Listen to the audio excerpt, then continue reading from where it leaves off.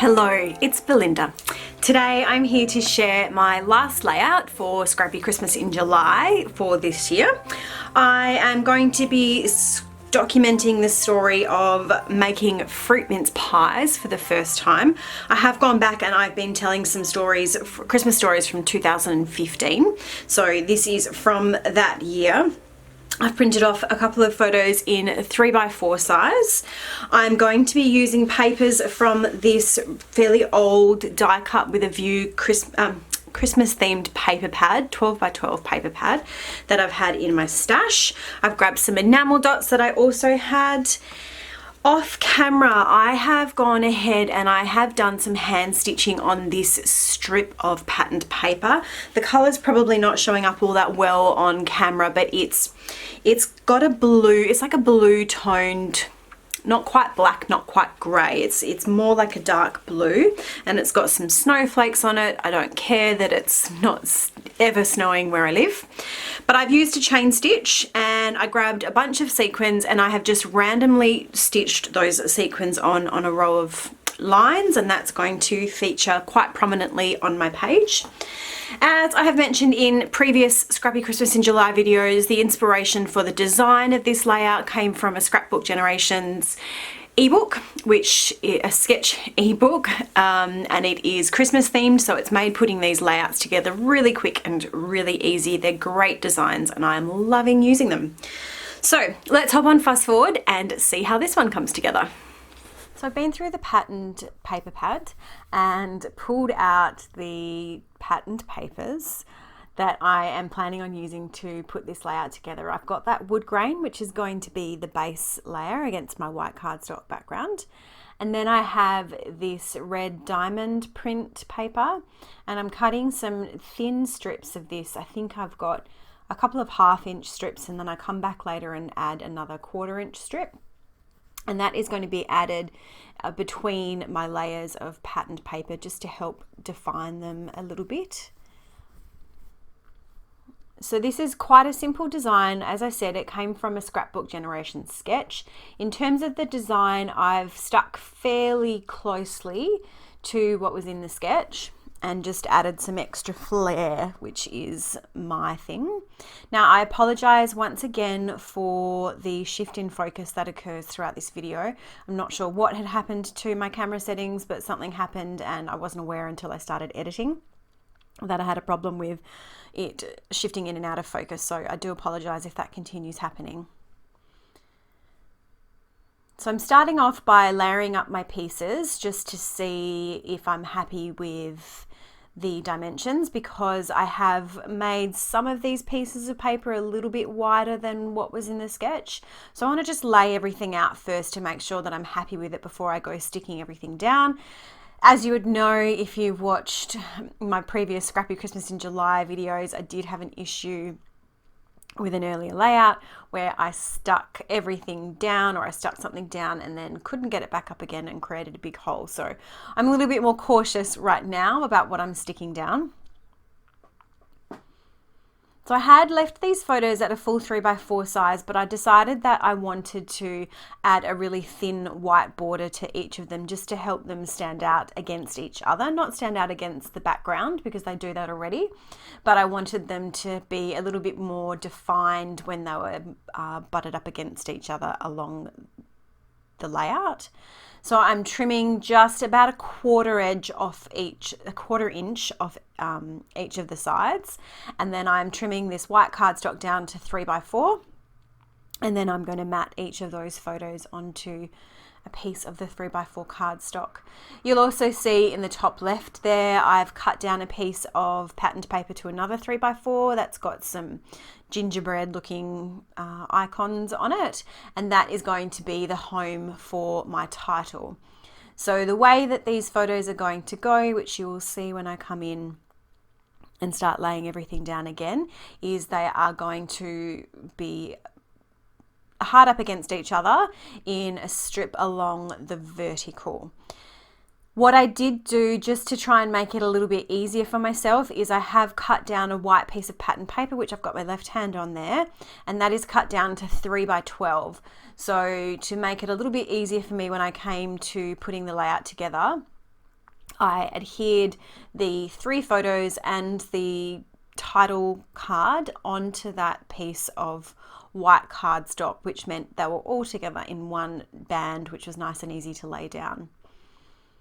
So for my title, I'm using these. They're like a matte finish, gold alpha. I believe they are from Dear Lizzie. They'd be quite old. I picked up a couple of sets of these from my local Spotlight store when there was a discount offer on, because I thought that this kind of gold is something that's quite versatile. Excuse me. And it has been. I've used them a few times. They're not too bright, which sometimes I don't always want that really bright gold. Now, in looking at the design and talking about the design, you may have noticed that there is no real space for journaling. So for this one, I am going to create a little hidden journaling piece. And the paper pad had a cut apart sheet which had a whole bunch of different 3x4 cards, and one of them had this little tag. So I've trimmed that out. I'm just showing you now. I've added some red stitching around the outside of that, and I have created a pocket using my foam tape. So there's the red stitching going around that card, which helps to give it a little bit of definition and also ties in the red of the pattern paper strips that are going to run alongside. And you can see as well, I have also gone ahead and adhered my 3 photos down along that 3x12 strip of white paper or white cardstock. I love this foam tape that I'd picked up from Bunnings. It's the perfect size. It's really nice and sticky, but I'm having a lot of trouble getting the backing off. Very fiddly. So I'm just showing you my journaling there. I hand wrote my journaling for this one. I don't do that very often. I know my handwriting's not bad, but to me it looks very, very childish, and aesthetically that's not what I really want to see on my layouts. But because this is hidden journaling, I thought, hey, this is a really good opportunity for me to get some of my handwriting in, because I do think it's important to have that. It's tucked away, so it's not visible when you are just looking at the layout, and that makes me a little bit happier. I've also added some red stitching around the border of this white piece of white cardstock. I do redo it because I had a little bit of an issue with the sizes of my papers, which you may see when I lay this piece down. You can see my white cardstock was just slightly bigger than that piece of wood grain paper. I'm not sure what happened. So I try to trim the edge off, and it just, it kind of destroys it a bit. So because this isn't super expensive white cardstock that I used, I had no problems grabbing out another piece and doing it again. This time I added a double stitched layer around the border, and I really like the way that it looks.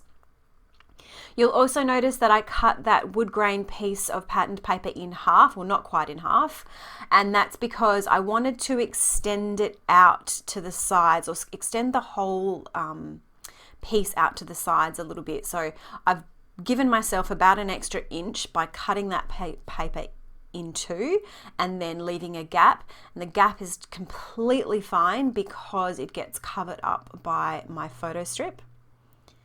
And there's that journaling tucking in there, and the foam tape behind it just means that it's got a nice little pocket. It's not going to go too far and get lost, but it's going to stand out far enough that you know that it's a pull-out piece. And it's really simple here. I'm just laying things down. I got out my T-square ruler to lay that first red strip down on the left, and then from there I was pretty happy and confident to just do it by hand, because I just made sure that all of the edges lined up with each other.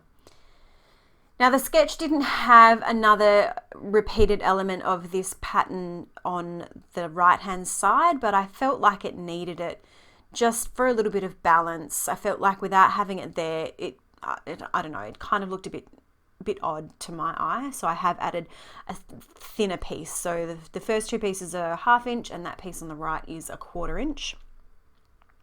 And this particular paper pad, unbeknownst to me until I started flicking through it, came with a full-size 12 by 12 sticker sheet.